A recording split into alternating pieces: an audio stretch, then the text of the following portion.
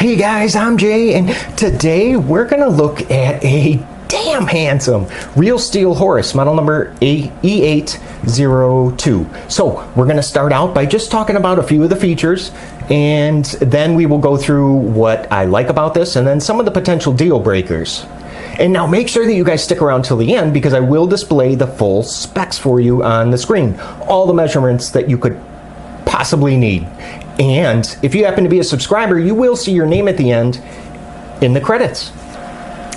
This is the Real Steel Horus, and yes, it is actually named after the ancient Egyptian god, designed by Uli, I know I'm going to jack this up, Hennicke. Same guy that had designed the Kaiser T1, remember? Great knife, great knife. The Horus is a manual action liner lock. It also does feature that 101 safety lock that looks like Real Steel is starting to put on most of their knives.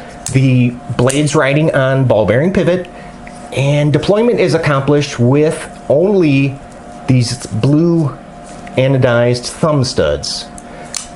The blade measures in at about 3.6 inches, 3.5 millimeters wide, and that's going to be 14C 28N Sandvik steel. Really, really good budget steel. 4.8 inches is the handle length. Thickness is over ½ inch at 0.58. And now the closed width. So how much room that this guy's going to take up in your pocket? 1.34 inches. So not too bad. If we flip this over, and you can see it is completely open construction, and it does just have that one very large blue anodized barrel spacer. Let me go ahead and grab the scale so we can see how much this is going to weigh you down. Okay, let's see how much we're looking at here with the Horus.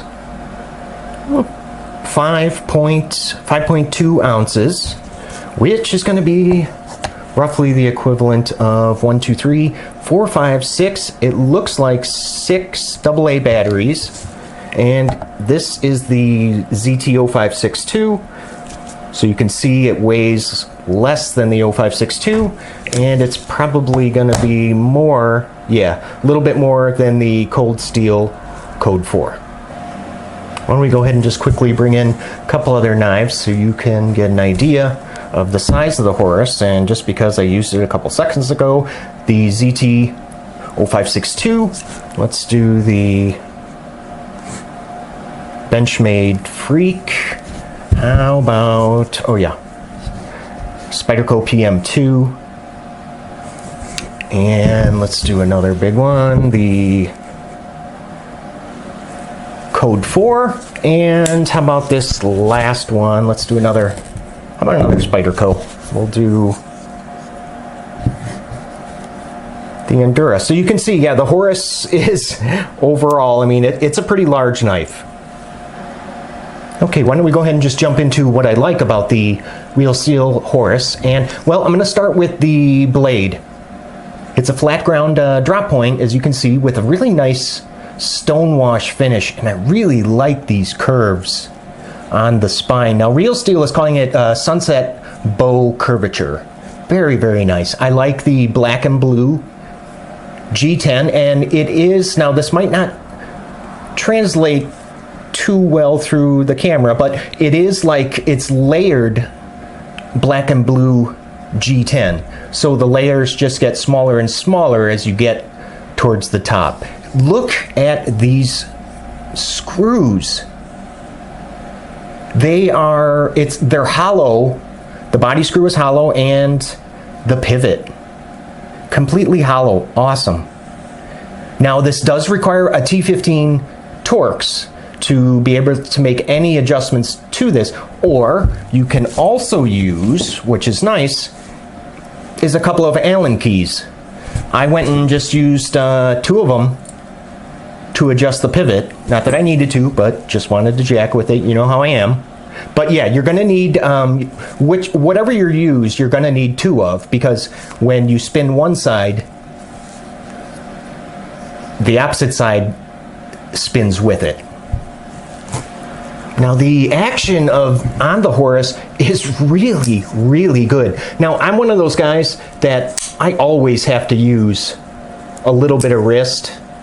I'm just not as good, you know, like some people can take like, you know, some of the knives with the strongest detents and still not even have to move their hand to deploy it. I'm not one of those guys. So I usually have to use a little bit of wrist for just about every knife that I fondle. This one requires 0. Look at that. The action is so, so good. And it does fall shut. A little bit of shake. Look at that. Very little shake and bake and it falls shut. Now these thumb studs, I really like these blue anodized thumb studs. This is just proof right here that you do not need large thumb studs to be effective.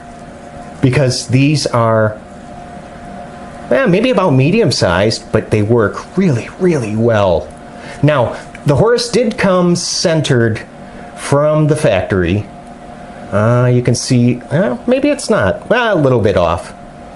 Just a hair, at least I can notice. It did come centered, but of course I had to go ahead and mess with it. But mine came centered. Oh, one other thing I want to show you guys is this. I got to bring in this board here. Hold on. Now you see the blade? That's why I love some of these knives without the flip. I mean, I'm a huge fan of flippers, but sometimes, look at that. Do you guys see that? Almost the entire cutting edge makes contact on the flat surface. That is really, really nice. You do not see that very often at all. Which makes this knife just perfect for food prep. Now in the pocket, the Horus is just fantastic. I mean, this is how a clip should be. Directly from the factory. Deep carry, switchable for lefties. The mount, as you can see, is recessed, and it takes up less than half of the scale. And it's not painted. Look at that. Beautiful. This is how a clip should be. Well done. Now, unfortunately, we have to talk about some of the potential deal breakers. Not necessarily my deal breakers, just ones that I see that could, well, be potential. But before we do, I just want to remind you guys, click on that subscribe button, would you? If you're looking for knife reviews that get right to the point. First deal breaker could be the handle thickness. 0.58 inches. That could be a little thick for some. The weight of 5.2 ounces. The very, very weak detent. And the fact that Real Steel went with hollow torque screws on the Horus. And just because, you know, sometimes people might get a little nervous or, you know, about anything that's different, and you don't see hollow torque screws on, you know, most pocket knives. The length of the handle could be a deal breaker at 4.8 inches. It's pretty big, but then again, this is a big knife overall. And the blade steel, the 14C28N Sandvik. I mean, it's a really good budget steel, but it is a budget steel. And last being the price. Now, I got this for 75 bucks, which I feel that's a little bit too much. I mean, for that kind of money, you could get a Cold Steel Code 4.